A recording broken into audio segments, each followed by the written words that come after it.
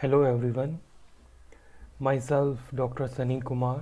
I'm assistant professor in Department of Chemical Engineering, PKG College of Engineering and Technology, Panipat. I'm giving the online lecture on Chemical Engineering Thermodynamics 1. This is the lecture 2.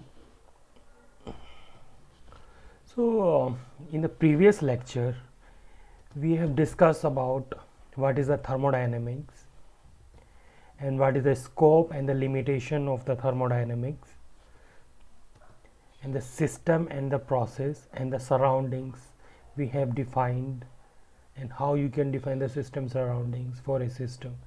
So we have discussed in the previous lecture homogeneous and heterogeneous systems, closed and open system, and the state and properties.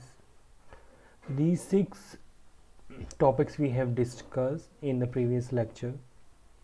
Now in the today lecture we will discuss about the intensive and extensive properties, state and path function, and force, pressure, and the energy, and examples of it. So these things we have is today lecture we will study. Now we will discuss about the what is intensive and extensive properties. Extensive properties. The extensive properties depends on the quantity of matter specified in the system. The mass and the volume are the extensive properties. The total value of any extensive property is the sum of the property. The total value of the any extensive is the sum of the value of the property of the individual component into which the system can be subdivided. Okay, so these are some examples of extensive properties like volume, mass, size, and weight, and the length. So these are this is the figure which shows the different example of the extensive properties. So you can see. Now the intensive properties. Intensive property depends on the quantity of the matter specified quantity of the matter independent of actually the intensive property is the independent of the size of the system, and the pressure, temperature, specific volume and density are intensive properties. Some intensive properties are derived from the extensive properties by specifying the unit amount of substance concerned. Some examples of specific volume and specific heat and the densities are intensive properties. Okay, so these are some examples of intensive properties like boiling point, the color, temperature, luster, and this hardness. So these are the extensive properties.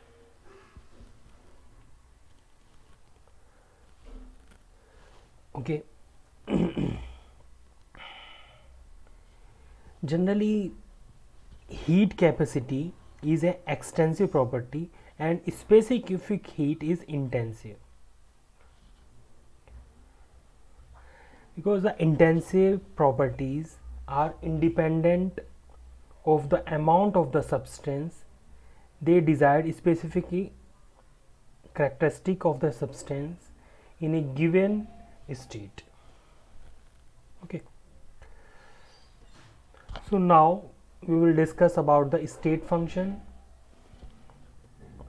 The property of a substance describe its present state and do not give a record of its previous history.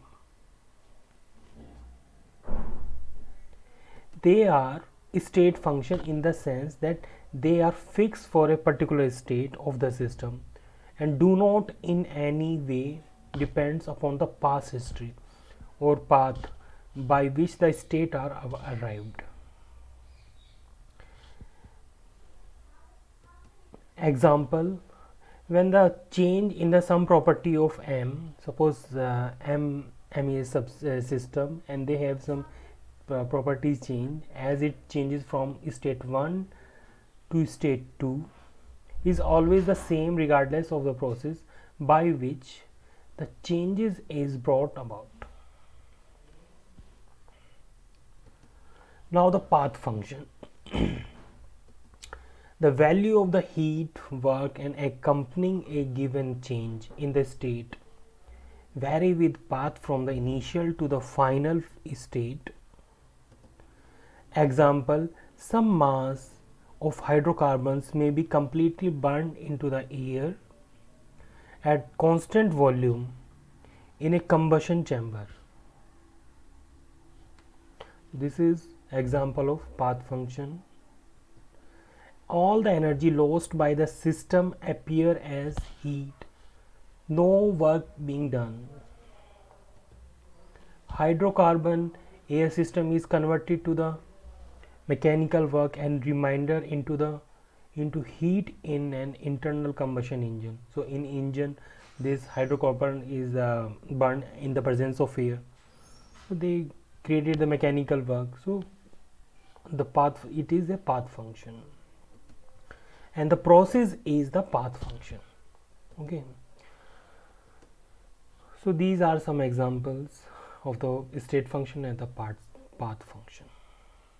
So the next one is, we will discuss about what is the force, pressure and the energy.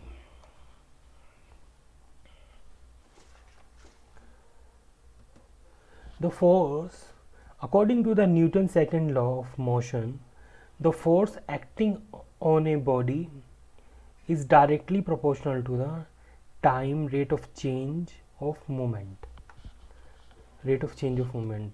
Okay, according to Newton's law, this F equal to ma is a force formula where m is a mass and a is acceleration. Everybody knows this thing. And where F is the force and m is the mass of the body and the a is acceleration. If we will discuss about the example of this force, say, suppose a man circling the earth in a spaceship weighted 300 Newton at a location where the local gravitational acceleration was 4.5 meter per second square. So we have to calculate the mass of the man and his weight on the earth where the gravitation acceleration is 9.81 meter per second square. So this is the example. So now we will calculate it, the solution of this.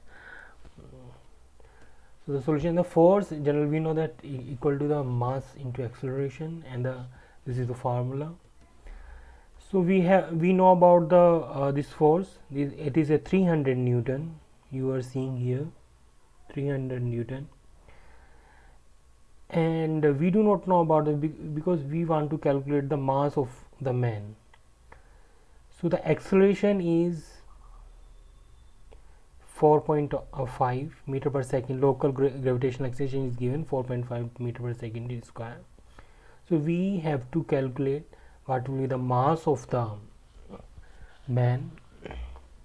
So we can easily calculate if the 300 divided by 4.5, so we will get 66.67 kilogram, which is the mass of the man.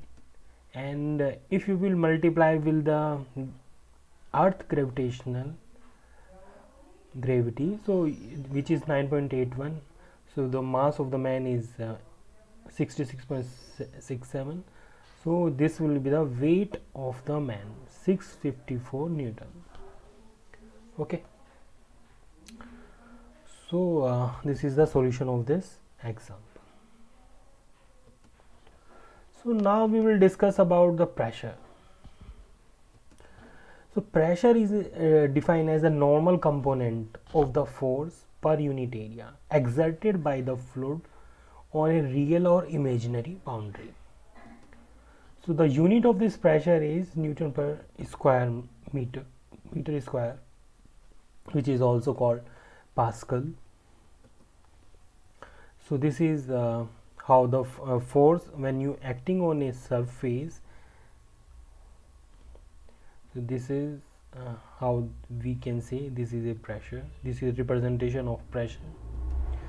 Now we will discuss about the example of pressure. A special manometer fluid has a specific gravity of 2.95. So you know about the specific gravity, have no unit, okay, and is used to measure a pressure of 1.15 bar at a location where the barometric pressure is 760 millimeter Hg. What height will the manometer fluid indicates? So now we will calculate the height of the manometer. So you know what the manometer is like. It is like a YouTube based or this thing. In the fluid dynamics you read about this manometer, which is generally for measuring the pressure for a system we do. Okay, if h is the height of the, suppose we are considering the h is the height of the manometer fluid, as we have written here, the mass of the fluid is h rho a, where a is density and h, if you will combine the h and a, which is volume, and if you will separate it out, so it will be the height and the area, okay, where rho is the density of the liquid and a is the area of cross section of the column of the liquid, and h is the, we have already defined the manometer fluid height. So if you will F equal to ma, so it will be h rho a g. Okay, the g is gravitational, yeah, acceleration which is based on the gravity. Okay, so next is this should be equal to the difference in the pressure between the two ends of the manometer when the manometer indicates a steady reading. So del p equal to h rho g. We know that the del p equal to f upon a. So we have divided this, which is the pressure, and this is the pressure. Del p is a pressure difference, which is a p1 minus p2, which is equal to h rho g. And we know about the pressure. Initial pressure is 1.15 bar, which is given. And if you will convert into the SI unit, bar to the SI unit, so it will be the 10. You have to multiply with 10 to the power 5. So it will be the 1.15 into 10 to the power 5 Newton per meter square. So the next pressure, P2 pressure is 760 mmHg, which is atmospheric pressure. And if you will convert, and this rho is 2.95 into 1000 kilogram per meter cube. You know about the specific gravity, they have given 2.95, and if you will convert into the density, so it will, you have to multiply with the water density. So then a specific gravity density to this, you will get the density of the fluid, you will get it,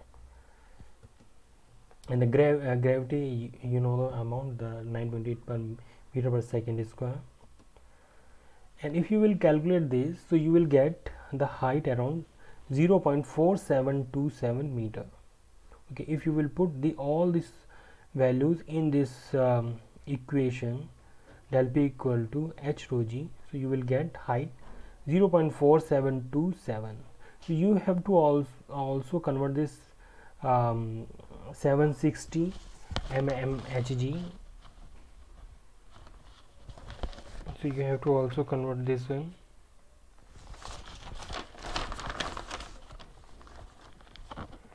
If you will convert this, so it will be 1.01325 into 10 to the power 5 P2 will be, if you convert to mmHg to Newton per meter square, which is 1.01325. Okay, so now you will get the height is 0.4727 meter, which is the manometer height rising with, due to the pressure difference. So now we will discuss about the energy. Energy is expended in the form of work when a force acts through a distance. Suppose this is a dW equal to F dz, which is work done, and F a force, and D is a dz is difference between the distance, where W is the work done and F is the force acting and Z is the displacement. The unit of this work is Newton dot meter. And so we know about the F equal to P dot A, which is pressure into area, and displacement of the piston in the direction of the force del Z is related to the changes in the volume del V of the gas. So this is del Z equal to del V upon A. So we have already discussed the displacement into area. You will get the volume, changes in the volume. You can see del V, it is the changes. So the work done will be the P dot dV. You can write. You are seeing this. If you will put the del W equal to F dz, and instead of F you will write P dot A del Z. So you will get P dot dV. Okay. So where the volume of the gas change from initial value V1 and final value is V2. So when you will integrate it from V1 to V2, so which will be W equal to integrate V1 to V2 P dV. If you plotted this equation, so you will get this type of graph. In the x-axis, this is the volume is changing, and in the y-axis it is the pressure. Pressure is changing from P1 to P2 and V1 to V2. So this is the area, which is called the del D W. Sorry, the work for expansion of the PV diagram. You can represent this work done. You can calculate. So the next one is, we will discuss about the heat. It is the quantity which is transferred between the bodies due to the difference in temperature existing between them. Heat is recognized as a form of energy that cannot be stored as such within the system. So this is generally 1 calorie, which is equal to 4.1862 joule. Okay. J is we have to mention joule. Okay. Now what is the energy? Generally energy we have divided, it is a quantity that can be stored within the system and can be exchanged between the system and the surroundings. The exchange of energy occurs either as work, heat, or as a work. And energy possessed by the system due to its position above some arbitrary reference plane is referred to as its potential energy. Okay, as you are seeing this, this is a girl which is staying, they have a ball. This is a potential energy in this ball. When they leave this ball, so whatever the velocity this ball is going on, which is potential energy, going to the kinetic energy. So this is the potential energy, which is mgz, and the energy possessed by the body by virtue of its motion due to the motion is called kinetic energy.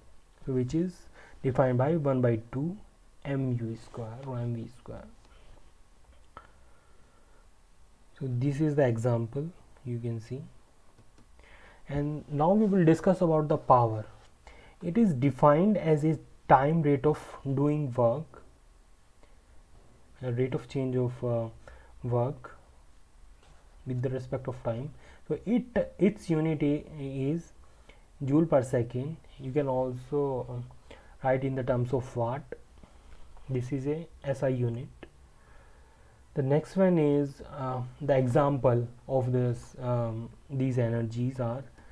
So this is the example. The potential energy of a body of mass 10 kilogram is 1.5 kilojoule. So what is the height of the body from the ground? If a body of a mass is 10 kilogram is moving at a velocity 50 meter per second, so what is its kinetic energy? Okay, so this is a example. So now we will calculate the height of the body from the ground and the kinetic energy. So we have to two things we have to calculate. So the potential energy we already know, P equal to mgz. Okay, and the potential energy we have already given, which is 1.5 kilojoule. A mass we have given, which is 10 kilogram, and gravity we know that 9.8 meter per second square. So if you will put these values in this equation, P equal to mgz, so you will get it this z, which is a potential height of the body from the ground, which is, if you will calculate, you will get it 15.3 meter. This is the height from the ground. Now you will calculate the kinetic energy. So you know you have the body of the mass, which is 10 kilogram, and the moving of the velocity is 50 meter per second. So so we know the kinetic energy 1 by 2 mv square. So you will get how much you will get? It is a 12.5 kilojoule kinetic energy required. So this is the answer for this example. So the next example we will discuss. Suppose a man whose weight is 600 Newton takes 2 minutes for climbing up a staircase. What is the power developed in him if the staircase is made up of 20 stairs, each is 0.18 meter in height? So the solution of this, so the total vertical displacement is 20 into 0.18, because each one have the 0.18 height and they have a 20 stairs. So if you will multiply, it is a 3.6 meter in height vertical displacement. So work done will be, because weight of the man is 600 Newton, it is already given. So 600 into 3.6, the displacement, the work done, we know that the force into displacement, so you will get 2160 Newton per meter, which will be the work done. And the power developed, and it takes 2 minutes for climbing of the stair.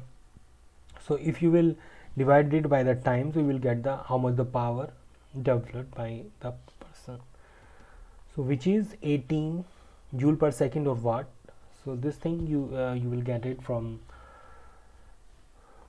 these are the solution. Work done is 2160 Newton per meter and the power is 18 joule per second.